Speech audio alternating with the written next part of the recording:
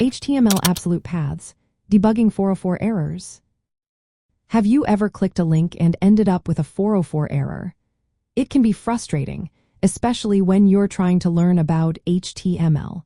Today, we will focus on absolute paths and how they relate to those pesky 404 errors.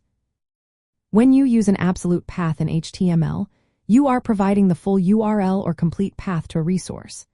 This means starting from the root of your website or including the entire web address. For example, an absolute URL looks like example.com/images/photo.jpg or simply photo.jpg. The latter starts with a slash, indicating it begins from the root directory. A 404 error occurs when the browser cannot find the file at the specified path. To debug these errors, you can follow a few simple steps. First, check the full URL or path carefully. Make sure it is correct and matches the exact location of the file on the server. Even a small typo or incorrect folder name can lead to a 404 error. Next, understand the difference between absolute and relative paths. Absolute paths start from the root of your website or include the full domain name. In contrast, relative paths are based on the location of the current page. Using absolute paths means the browser looks for the resource at the exact location you specify, no matter where the HTML file is located. When using absolute paths, always start with a root slash. This tells the browser to look from the root folder of your website. For instance, pick JPG points to the images folder at the root of your site.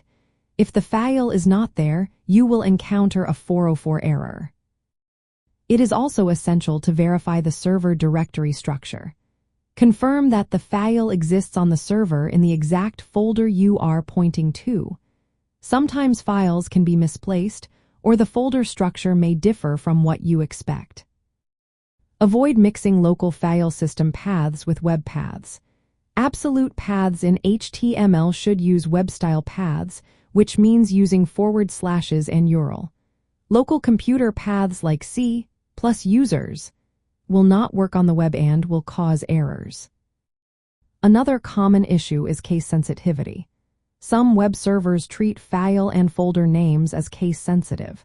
For example, images photo.jpg is not the same as photo.jpg. Make sure the path matches the exact case used in the file names. To further troubleshoot, test the absolute URL directly in your browser. Copy the absolute URL from your HTML and paste it into the browser address bar. If you still see a 404 error, the problem lies with the path or the file location. You can also use browser developer tools to inspect network requests. This feature helps you see which URL return 404 errors, making it easier to identify incorrect paths. For beginners learning HTML fundamentals, grasping absolute paths is vital when creating links or adding images. They control how the browser finds resources. Absolute paths are particularly useful when linking to resources outside your current folder or even on other websites. However, incorrect absolute paths are a common cause of 404 errors. To fix 404 errors related to absolute paths, confirm the absolute path is correct and points to the right location. Check spelling, folder structure, and case sensitivity.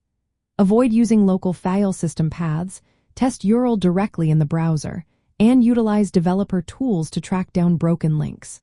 Following these steps will help you create reliable links and references in your HTML projects.